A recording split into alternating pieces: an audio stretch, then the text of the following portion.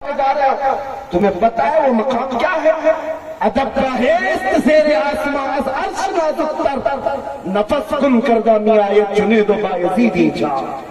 آسمان کے نیچے ادب کی ایک ایسی جگہ ہے جہاں وقت کے جنید بغدادی، بایزید بستامی جیسے اولیاء بھی آتے ہیں، اپنی سانسوں کو روک لیا کرتے ہیں۔ وہ سانسوں کو روک لیا کرتے تھے کہ نکلنے والی سانسوں سے کئی بارگاہ رسول کی بے ادبی نہ ہونے پائے۔ لوگوں نے آج تماشا بنا رکھا ہے، لیکن بغداد شریف میں ہم نے دیکھا، عراق میں اگرچہ وہاں پر شیعہ لوگوں کی حکومت، کربلا، کوفہ اور نجف کسی کو موبائل اندر لے جانے کی اجازت دیتے ہی نہیں۔ جتنی دیر اندر بیٹھتے ہیں سکون کے ساتھ فاتحہ پڑھتے ہیں، دعائیں کرتے رہتے سارے لوگ، لیکن یہاں حالات ایسے بن گئے کہ ہر ایک شخص کو دیکھیں، مسجد نبوی ہو، حرم کعبہ ہو، ہر ایک اپنے موبائل میں مصروف ہے۔ ساری دنیا موبائل میں لے کر کے اندر گیا ہے۔ اس کا اخلاص کب آئے گا، اس کے اندر رقت کب آئے گی؟ وہاں بیٹھ کر کے پوری قوم کو دکھانا ہے کہ میں یہاں بیٹھا ہوں۔ کیا یہ حج کے ارکان میں سے ہو گئے؟ کیا یہ حج کے ارکان ہو گئے؟ عزیزان گرامی اوقات، دل کی حضوری کے ساتھ اگر نہیں گیا تو پھر کچھ نہیں۔ وہاں جانے کے بعد وہ اس طرح سے جیسے مجدد دین و ملت نے فرمایا ہے، ایسا گھما دے ان کی بلا میں خدا ہمیں، ڈھونڈا کرے پر اپنی خبر کو خبر نہ ہو۔ یہ کیفیت ہونی چاہیے، ڈھونڈا کرے پر اپنی خبر کو خبر نہ ہو۔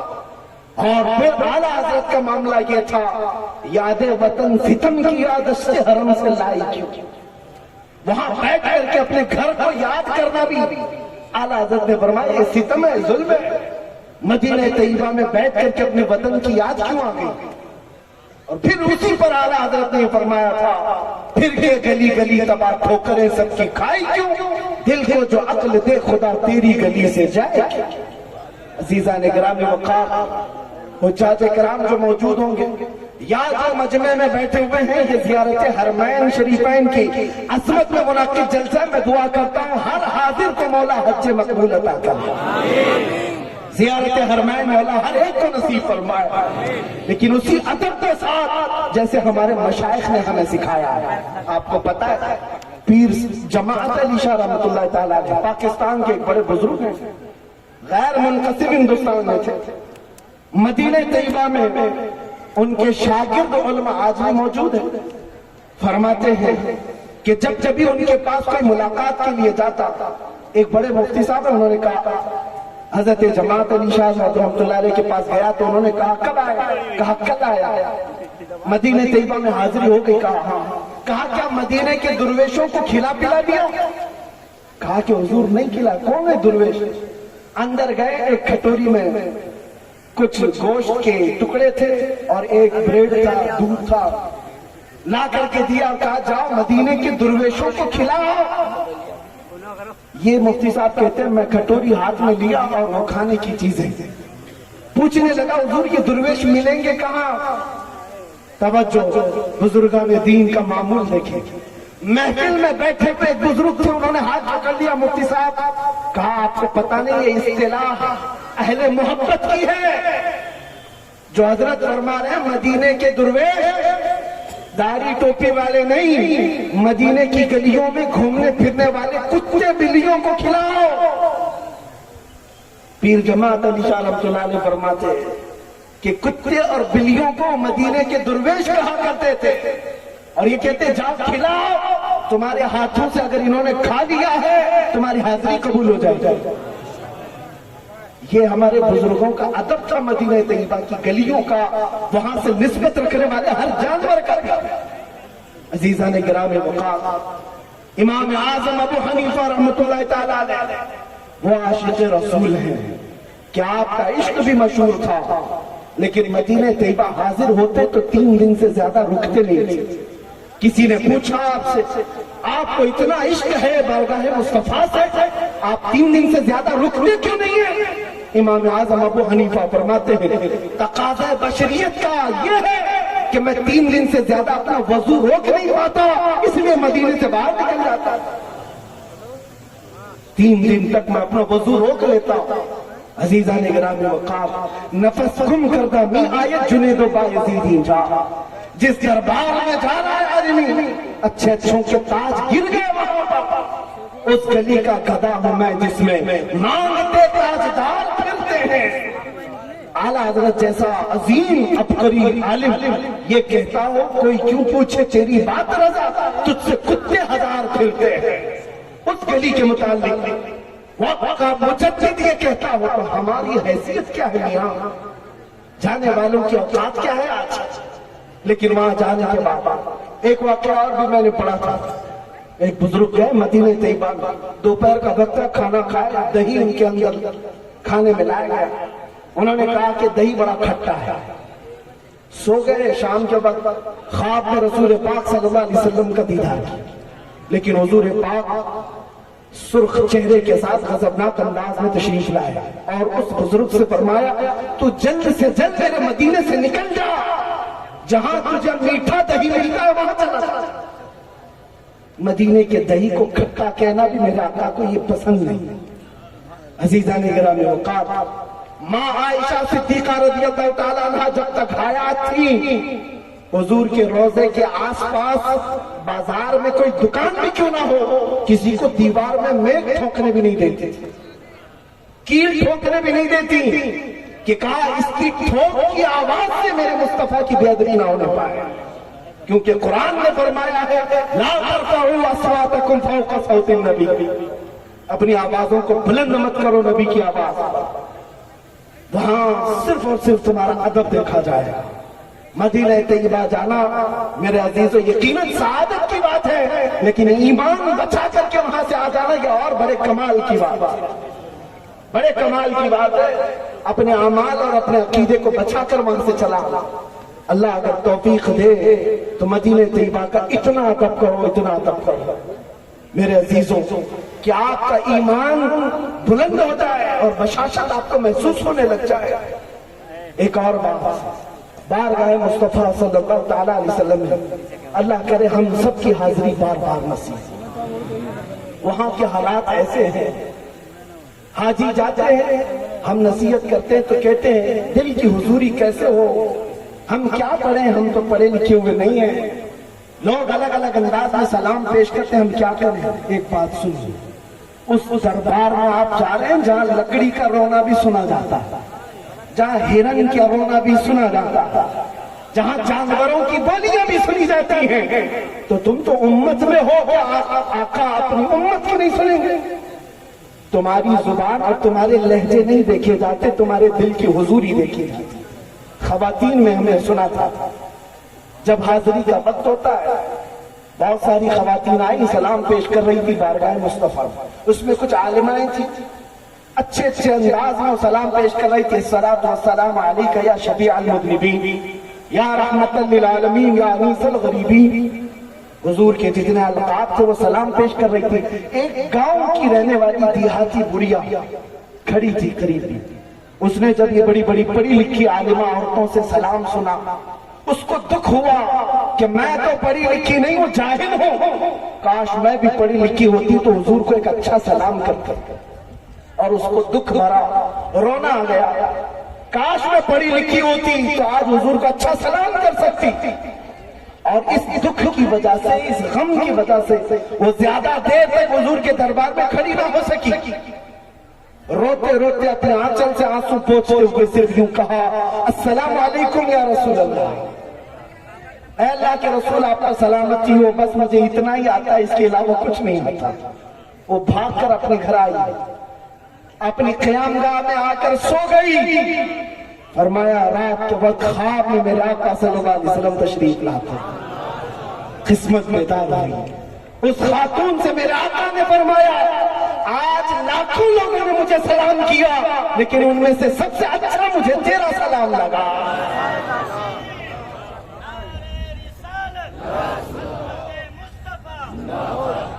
میرے عزیزوں وہاں دل کی حضوری دیکھی جاتی ہے بارگاہ مصطفیٰ میں اگر دل حاضر ہے تو جلدی سنا بھی جاتا ہے آپ کو زبان سے کہنے کی ضرورت بھی کیا ہے ایک صحابی فرماتے ہیں میں اپنے گھر کی شکایتیں لے کر بارگاہ مصطفیٰ میں پہنچا عقیدہ بھی سنیں صحابی کا عقیدہ فرماتے ہیں میری ماں اور میرے باپ کا انتقال ہو چکا تھا، میں بڑا غمگین تھا اور میں نے یہ سوچا حضور سے ان کی مغفرت کی دعا کرا، اور والدین کے انتقال کے بعد غریبی بہت آ گئی، تنگ دستی آ گئی، میری غربت اور تنگ دستی کے لیے بھی دعا کرا۔ عصر کا وقت تھا، آئے نبی کریم صلی اللہ علیہ وسلم عصر کے بعد مسجد نبوی میں بیٹھے ہوئے ہیں، لیکن بڑے بڑے صحابہ حضور کو اطراف سے گھیرے ہوئے ہیں۔ یہ غریب صحابی کہتے میرے جانے کی ہمت نہیں ہوئی، کیسے لوگوں کو پھلان کر کے حضور کے پاس جاؤں؟ بیٹھا رہ گیا، مغرب ہو گئی۔ مغرب جیسی ہوئی نبی کریم صلی اللہ علیہ وسلم نے نماز پڑھائی، سوچا مغرب کے بعد فوراً عرض کروں گا۔ نماز کے بعد نبی کریم صلی اللہ علیہ وسلم پھر جلوہ فرما ہوئے، لیکن پھر بڑے بڑے صحابہ قریب آ کر بیٹھ گئے۔ یہ غریب صحابی کہتے ہیں مجھے پھر جانے کا موقع ہی نہیں ملا، عشاء تک بیٹھا رہا، عشاء ہو گئی۔ نماز کے بعد اب نبی کریم صلی اللہ تعالی علیہ وسلم اپنے جلوت قدے کی طرف رواں ہو گئے، اپنے حجرے کی طرف روانہ ہو گئے۔ یہ صحابی کہتے ہیں مجھے بولنے کا موقع تک نہیں ملا، حضور کے پیچھے پیچھے چلتے رہے۔ نبی کریم صلی اللہ علیہ وسلم اپنے حجرے کے دروازے تک پہنچے، پلٹ کر کے دیکھا یہ غریب صحابی پیچھے آ رہے۔ نبی کریم صلی اللہ علیہ وسلم نے اپنا چہرہ پھیر کر کے کہا جا اللہ تیرے ماں باپ کی مغفرت کرے اور تیری غریبی کو دور کر دے۔ وہ صحابی کہتے ہیں جو تمنا میں اپنے دل سے لے کر اپنے گھر سے نکلا تھا، میرے کہنے کی بھی نوبت نہ آئی، میرے آقا صلی اللہ علیہ وسلم نے میرے دل کی سنی اور وہی دعا میرے لیے فرمائی۔ آج جو حجاج کرام جا رہے ہیں وہ دل کی حضوری کے ساتھ جائیں، بیان کرنے کے لیے اگر الفاظ نہ بھی ہوں، ہمارا عقیدہ یہی ہے ہم یہاں سے پکارے وہ وہاں سے سنے، مصطفیٰ کی سماعت پہ دور و نزدیک کے سننے والے مکان گانے لالے کرامت پہ لاکھوں سلام اس دربار میں جا رہے۔ اللہ ہر ایک کو حج مقبول نصیب فرمائے اور بارگاہ مصطفیٰ کی حاضری نصیب فرمائے۔ میرے عزیزوں اس دربار میں ملتا کیا نہیں ہے، ان ظالموں کو آج میں جواب دیتا ہوں جو یہ کہتے ہیں کس لیے آپ جاتے ہو، اب مدینہ طیبہ جانا واجب نہیں ہے۔ حضرت عبداللہ بن مبارک فرماتے ہیں میں مدینے کی حاضری کے لیے گیا تھا، یہ 150 سال بعد حضور کی وفات کے 150 سال بعد کا واقعہ ہے۔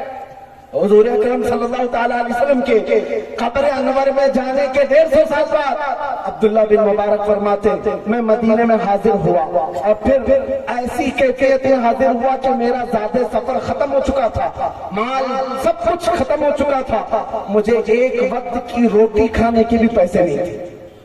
مدینے میں آیا لیکن شرم کی وجہ سے کسی سے مانگ نہیں سکتا تھا، سیدھے مسجد نبوی میں آیا، دوپہر کا وقت تھا، ظہر پڑا اور منبر رسول کے قریب لیٹ گیا، نیند لگ گئی، یہ سوچ کر کے سویا جس کے دربار میں آیا ہوں وہ کہیں نہ کہیں انتظام ضرور کریں گے۔ فرماتے عبداللہ بن مبارک بھوک کی وجہ سے، شدت کی بھوک کی وجہ سے نیند تو لگ گئی، جیسی ہی آنکھ لگی میرے آقا کو میں نے دیکھا، خواب میں رسول پاک صلی اللہ تعالیٰ علیہ وسلم ایک ہاتھ میں گرم روٹی اور ایک ہاتھ میں شہد لے کر کے تشریف لا رہے ہیں اور فرما رہے ہیں عبداللہ بن مبارک اٹھ، تم مدینے کا مہمان ہے، جتنی بھوک لگی ہے میرے ہاتھ سے کھا لے۔ عبداللہ بن مبارک کہتے ہیں میں روٹی کو شہد میں ڈبو کر کھاتا رہا، آدھی روٹی ہو چکی تھی، عصر کا وقت ہوا، مؤذن اذان دینے کے لیے جا رہا تھا، کسی نے میرا پیر پکڑ کر کھینچ کر کے اٹھایا، عصر کا وقت ہو گیا، ابھی مسجد میں سویا پڑا ہے۔ عبداللہ بن مبارک کہتے ہیں بڑا اچھا خواب دیکھ رہا تھا، میرے آقا کے ہاتھ سے روٹی اور شہد کھا رہا تھا، لیکن آنکھ کھل گئی، نیند ختم ہو گئی، خواب سے باہر آیا، خواب کا معاملہ خواب میں ہو رہا ہے۔ عبداللہ بن مبارک کہتے ہیں لیکن جب مسجد نبوی میں میری آنکھ کھلی تو میں دیکھ رہا ہوں آدھی روٹی اور شہد میرے ہاتھ میں ابھی بھی واقع ہے۔ مصطفیٰ کریم اگر کسی کو خواب میں دے تو حقیقت کی طرح ہے، اسی کو میرے امام نے کہا تھا کون دیتا ہے دینے کو منہ چاہیے، دینے والا ہے سچا، مانگیں گے مانگے جائیں گے، منہ مانگی پائیں گے، سرکار نے نہ لا ہے نہ حاجت اگر کی ہے، میرے کریم سے کر قطرہ کسی نے مانگا دریا بہا دیے ہیں دربے بہا دیے۔ آج اسی عظمت کو اپنے دلوں میں بسا کر جانے کی ضرورت ہے۔ میں ایک بات کہہ کر اپنی گفتگو کو سمیٹ لیتا ہوں۔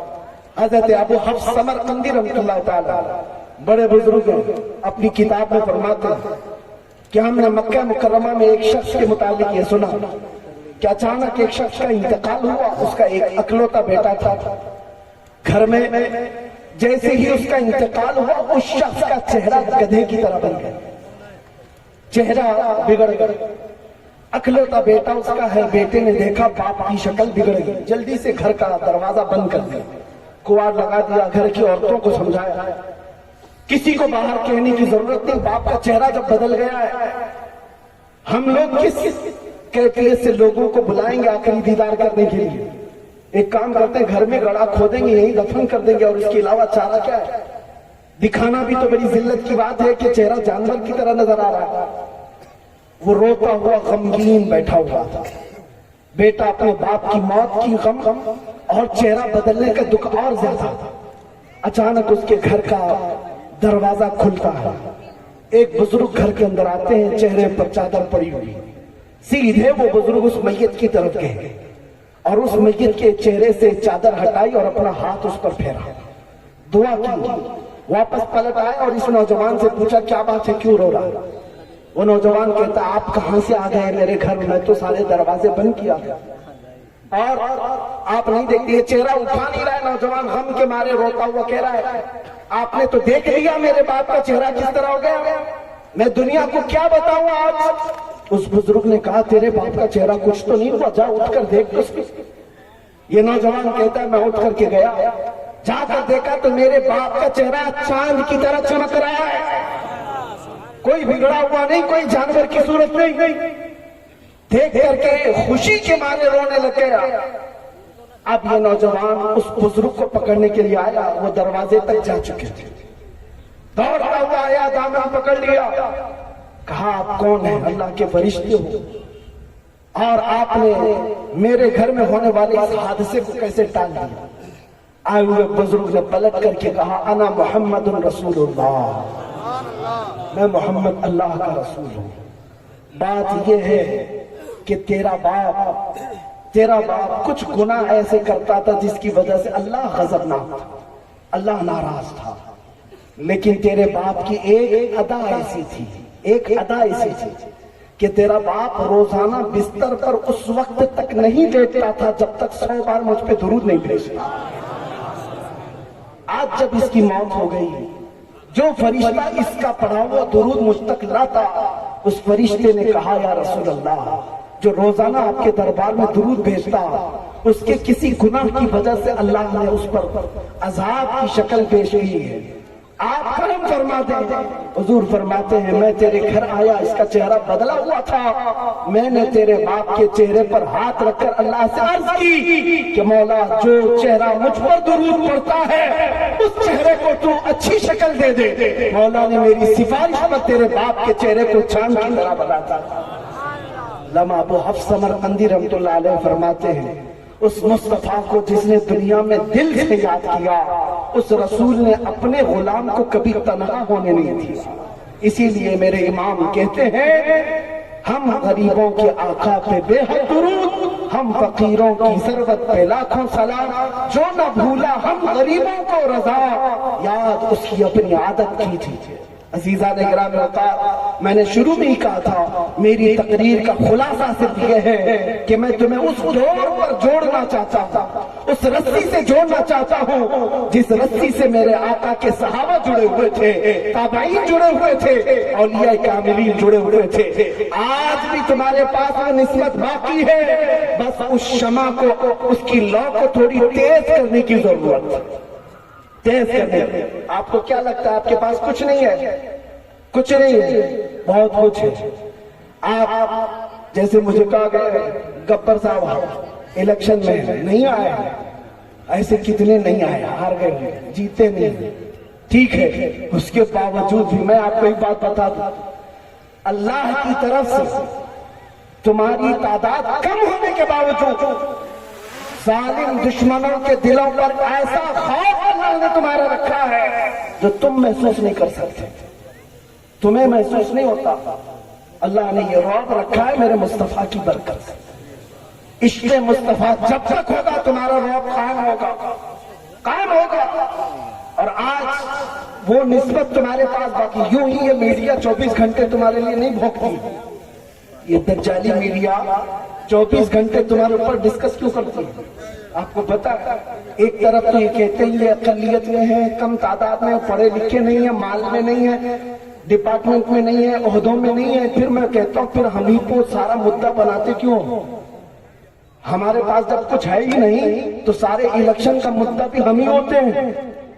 ارے اس ملک میں اور بھی دوسرے قومیں بھی جی رہی ہیں, سکھ بھی ہیں, پارسی بھی ہیں, عیسائی بھی ہیں, جین بھی ہیں, لیکن جیتنے کے لیے ہمارا ہی نام چاہیے. وجہ کیا ہے؟ اور ہر جگہ ڈسکس تمہارے اوپر ہی ہونا ہے. دنیا کو پتا ہے یہ اگرچہ اقلیت میں ہے لیکن ان کے پاس کوئی ایک دولت ایسی جس کو 100 سال پہلے اقبال نے کہا تھا کچھ بات تو ہے کہ مٹتی نہیں ہستی ہماری. کچھ بات تو ہے کہ مٹتی نہیں ہستی ہماری. صدیوں رہا ہے دشمن دور زماں ہمارا, توحید کی امانت سینوں میں ہے ہمارے. آسان نہیں مٹانا نام و نشاں ہمارا. یونان و مصر و روما سب مٹ گئے جہاں سے, باقی مگر ہے اب تک نام و نشاں ہمارا. میرے عزیزوں, دنیا کو پتا ہے ہمارے سروں سے بغداد میں مینار بنا دیا گیا, دریائے دجلہ تو ہمارے خون سے لال کر دیا گیا. بڑی تاریخ ہماری موجود ہے, جنگوں کی تاریخ, قتل عام کی تاریخ. چنگیز بھی آیا, ہلاکو بھی آیا, یزید بھی آیا, پتہ نہیں کیسے حجاج بن یوسف بھی آیا, جو بڑے بڑے ڈکٹیٹر آ کر اس اسلام کا کچھ نہ کر سکے. 5 سال کی نشیڑی حکومت تمہارا کیا بگاڑ سکے؟ یہ نشہ میں چور ہے, یہ بھنگ پی کر کے بات کرتے ہیں, اس کے علاوہ کچھ نہیں. ارے وہ کوفے میں بیٹھے ہوئے پاکھنڈی یہ کہتے اسلام کا وناش کر دیں گے. میں تو ان سے کہتا ہوں ذرا اپنے بدن کی کھجلی مٹا کے دکھا. تم سے وہ نہیں ہو سکتا. اسلام اس عظیم درخت کا نام ہے جس کی جڑیں تحت الثری اور شاخیں اوج ثریا پر ہے. اس کی جڑ تو دور کی بات ہے, اس کا پتا بھی نہیں ہلا سکتا. اور اسلام کے ختم ہونے کا مطلب ہمارا قتل ہو جانا اسلام کا ختم نہیں ہے. مجھ جیسے 1000 علماء کو بھی قتل کر دو. انگریزوں نے دیکھا ہے آزادی کے موقع پر 30,000 علماء کو سولی پر چڑھا کر دیکھا ہے. آؤ برٹش کو بلا کر کے پوچھو, یہ بڑے بڑے علماء کو تم تو یہاں لٹکا کر گئے تھے, لیکن ابھی بھی تو ہر قوم پکارتی ہے لبیک یا رسول اللہ. آج بھی یہ زندہ ہے. انہیں معلوم ہونا چاہیے یہ گردنوں کو کاٹ دینے کا نام اسلام کا ختم نہیں ہے. اسلام تیری نبض نہ ڈوبے گی حشر تک, تیری رگوں میں رواں خون ہے 4 یار کا. لبیک یا رسول اللہ, لبیک لبیک یا رسول اللہ, لبیک لبیک لبیک یا رسول اللہ, لبیک لبیک لبیک یا رسول اللہ, لبیک لبیک. آپ کو پتا ہے یہ حالات ہو سکتے ہیں. علماء ذویل احترام میں بیٹھے ہوئے دھیرے دھیرے شکنجہ کسا جا رہا ہے, سب کو پتا ہوگا. انگلی پکڑی تھی, پھر ہاتھ پکڑ لیا, پھر کمر, اب گردن تک آ گیا. تمہیں یہ بھی کرنا وہ بھی کرنا ہے, سب ٹھیک ہے, وقت جہاں تک بھی آنے دو. میں ایک چھوٹا سا طالب علم ہونے کی حیثیت سے بڑا انسپائر ہوں مولانا کفایت علی کافی کو پڑھ کر. علامہ کفایت علی کافی اس بزرگ کا نام ہے جس کی تعریف وقت کا مجدد بھی کرتا ہے. اعلیٰ حضرت فرماتے ہیں اگر میں کسی کی نعتیں پسند کرتا ہوں, سنتا ہوں, تو ایک مولانا حسن رضا بریلوی کے اور دوسرے مولانا کفایت علی کافی. اس کفایت علی کافی کو جانتے ہو 3000 انگریزوں نے مل کر گرفتار کیا تھا, اور گرفتار کر کے 8 دن تک بدن پر استری چلاتے تھے, گرم استری, اور جب چمڑا جل جاتا تھا تو رات کو نمک چھڑکتے تھے. اس عالم کا امتحان تھا, ہر دن کہا جاتا قبول کر لو ہماری حکومت کو, تمہیں کسی عہدے پر بٹھا دیا جائے گا, وزارت دے دی جائے گی. کفایت علی کافی رحمت اللہ علیہ نے یہی کہا تھا میرا ایمان اتنا سستا نہیں ہے کہ ایک عہدے کے لیے بیچے. لیکن اس کے بعد انجام کیا ہوا؟ انگریزوں نے 8 دن کے بعد ان کو سولی پر چڑھایا. مراد آباد شہر زیادہ دور نہیں ہے, مراد آباد کے چوراہے پر مولانا کفایت علی کافی کو پھانسی کے پھندے پر لٹکایا جا رہا تھا. اس وقت اس عاشق رسول سے پوچھا گیا کوئی آخری خواہش ہے, بیوی سے ملنا ہے, بچوں سے ملنا ہے؟ کسی کو کچھ نصیحت کرنا ہے، اس عاشق صادق نے کہا میری آخری خواہش یہ ہے کہ ایک بار نعت رسول پڑھ لوں۔ پھندے پر جانے سے پہلے پکار کر کہنے لگے کوئی گل باقی رہے گا نہ چمن رہ جائے گا، پر رسول اللہ کا دین حسن رہ جائے گا، سب فنا ہو جائیں گے کافی وہ، لیکن حشر تک نام حضرت کا زبانوں پر چلن رہ جائے گا۔ کفایت علی کافی کو پھانسی پر لٹکا دیا اور 8 دن تک جشن منایا انگریزوں نے۔ ایک مولانا کو ہم نے قتل کر دیا، کل کو اگر میری پھانسی ہوتی ہے مجھے مار دیا جاتا، ہو سکتا ہے کچھ لوگ جشن منائیں خوشیاں منائیں، بہت آزادی کے ساتھ بولتا تھا، ختم ہو گیا۔ مولانا کفایت علی کافی کو ایک عاشق رسول سمجھ کر کے ہی قتل کیا گیا تھا، ان کے عشق کی وجہ سے انہیں پھانسی پر چڑھایا گیا، لیکن انہیں نظام قدرت پتہ نہیں ان کتوں کو۔ ایک عاشق رسول کو تم نے مراد آباد میں پھانسی پر چڑھایا، اس کے پڑوس شہر میں بریلی میں مولا نے امام احمد رضا کو پیدا کیا۔ ایک چراغ بجھاؤ کہ مولا دوسرا ایسا جلائے گا چراغ۔ کفایت علی کافی کو تم نے پھانسی پر چڑھایا، لیکن مولا نے ایک ایسا عاشق اس پڑوس شہر بریلی میں پیدا کیا کہ پھر اٹھتے ساتھ قلم سنبھالا اور پھر ہر ایک کے دل میں عشق رسول بھر دیا اور ہر ایک کے مطمع نظر کو مدینے کی طرف کر دیا، اور پھر ہر جگہ سے آواز آنے لگ گئی ڈال دی قلب میں عظمت مصطفیٰ سیدی اعلیٰ حضرت۔ عزیزان گرامی وقار، میرا صرف اتنا ہی کہنا ہے، یہ دولت آج بھی تمہارے پاس باقی ہے، اس دولت کو اور بڑھا لو، اس شمع کی لو کو اور بڑھا لو، پھر دیکھنا انقلاب کو آنا ہے۔ میں اپنی گفتگو اس بات پر ختم کرتا ہوں کہ محمد سے وفا تو نے تو ہم تیرے ہیں، یہ جہاں چیز ہے کیا لوح و قلم تیرے ہیں، قوت عشق سے ہر پست کو بالا کر دو اور دہر میں نام محمد سے اجالا کر دو۔ وآخر دعوانا الحمدللہ رب العالمین۔